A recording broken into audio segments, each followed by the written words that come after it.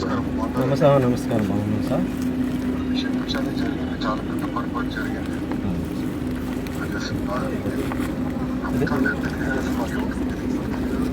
అధికారులు ఎఫ్ఐ కబుర్ చేయడం ఎవరైట్ చేయడం నేను ఢిల్లీ కూడా మాట్లాడాను. ఇక్కడ చెప్పాను అది కొంచెం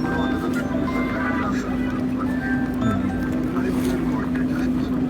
నేను వస్తువులని మానిటర్ చేస్తాను, నేను చూస్తున్నాను. నేను కూడా పబ్లిక్ స్టేట్మెంట్ ఇచ్చాను. ఇంటిగా పోయినా మనం చేయాల్సిన పనులు చేసుకున్నాం. నాది బాధ్యత ఇలాగే మేము చేసుకోండి. ఆ సైడ్ నుంచి నేను ఒక బస్సు కూడా అటాచ్ చేస్తే ఎప్పుడేమున్నా కూడా అదే సార్, బస్సు ఆగస్టు నుంచి ఆగింది సార్. అది బస్సు ఆగస్టు నుంచి ఆపినారు సార్. అది అయిపోయింది సార్. నేను ఆర్డర్స్ ఇచ్చేసాను, చేసుకుంటాను. నేను సెట్ చేస్తాను సార్. అదే సార్ నేను చూసుకుంటాను సార్. అదే సార్, నాయన గారు 95లో స్వామి సమాధి అయ్యారు. కాశీ నాయన గారు ఈయన మన యొక్క షిరిడి సాయినాథన్ లాగా ఈయన గొప్ప మహనీయుడు మా యొక్క ఏరియాలో. నాయన గారు ఎన్నో వందల ఆశ్రమాలు ఉన్నాయి.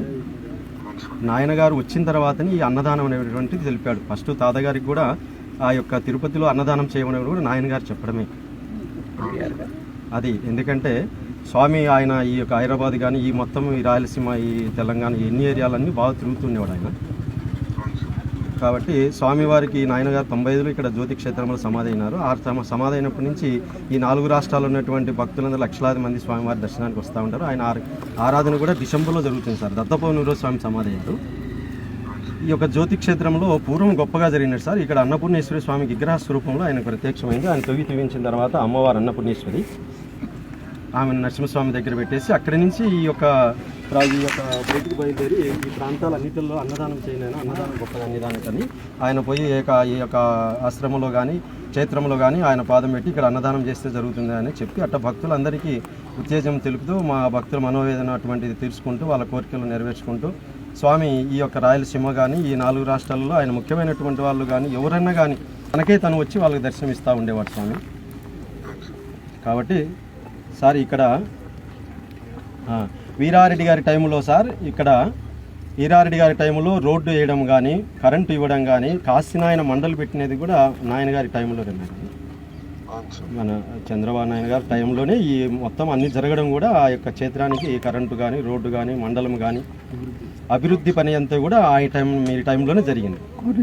కాబట్టి ఇప్పుడు ఏమైందంటే ఈ 29 సంవత్సరాలలో ఎదురు లేకుండా లక్షలాది మంది దర్శనం చేసుకుంటూ అన్నదానాలు గొప్పగా ఆయన కార్యక్రమాలు జరుగుతూ ఇటీవల ఫారెస్టోళ్ళు కొంత మాకు పర్మిషన్ లేదు, దీని మీద ఇబ్బంది కలుగుతా ఉన్నప్పుడు మేము దాని తగిన ఒక 50 ఎకరాలు సబ్మిట్ చేసి ఫైల్ ఢిల్లీలో పంపించినాం సార్. అది ఈ లోకల్ మా యొక్క ఇన్ఛార్జి రితీష్ రెడ్డి గారు మా లోకల్ నాయకులు అందరూ కలిసి దీని మీద బాగా శ్రద్ధ పెట్టేసి కాశీనాయన గారి ఆశ్రమాన్ని మెట్టతిరిగి మనం కాపాడుకోవాలనేటువంటి అందరూ ఉద్దేశము. తరువాతి ఉండే భక్తులు వేలాది మంది కూడా లక్షలాది మంది కూడా ఆయన యొక్క సమాధి సంస్థానాన్ని మనం కాపాడుకోవాలనేటువంటి సంపూర్ణ భావంతో మేము కార్యక్రమం చేసి ఫైల్ కూడా ఢిల్లీకి పంపిస్తున్నారు సార్ మా వాళ్ళు లోకల్ వాళ్ళందరూ కలిసి. దీనికి మాకు న్యాయం చేసి ఈ యొక్క క్షేత్రానికి పర్మిషన్ తీసుకొచ్చే బాధ్యత మీదే సార్. ఇది అది నేను వర్కౌట్ చేస్తున్నాను, నేను పర్సనల్గా అది వర్కౌట్ చేస్తున్నాను స్వామి. ఇమీడియట్గా 2 విషయాలు, ఒకటే బస్సు ఒకటి నేను నాకు 4-5 రోజులు కూడా అది ఇమీడియట్గా మళ్ళీ ప్రారంభిద్దాం. రెండోది ఏదైతే వీళ్ళు మాకు చెప్పకుండా చేసిందో అది వ్యక్తిగతంగా నేను చూసుకుంటాను స్వామి. అది ఇంకోసారి జరగదు. అయ్యే ఖర్చు కూడా ఏమంటే పర్సనల్గా నేను చేస్తాను. రెండోది మూడోది కూడా స్వామి, నేను మనోడి నంబర్ ఇస్తాను. ఎవరుంటే మనలో వాట్సాప్ ద్వారా నాకు మెసేజ్ పెడితే సరిపోతుంది స్వామి. నేను పర్సనల్గా కోఆర్డినేట్ చేస్తాను స్వామి. నాకు ఎందుకంటే ఈ అధికారులు తీసుకున్న సరైన ఆలోచన లేకుండా తీసుకున్న నిర్ణయాల వల్ల ఏది ఇబ్బంది పడుతున్నాం. సో ఇలాంటివి ఉంటే ఇమీడియట్గా నాకు ఎస్కలేట్ చేస్తే స్వామి నేను చూసుకుంటాను.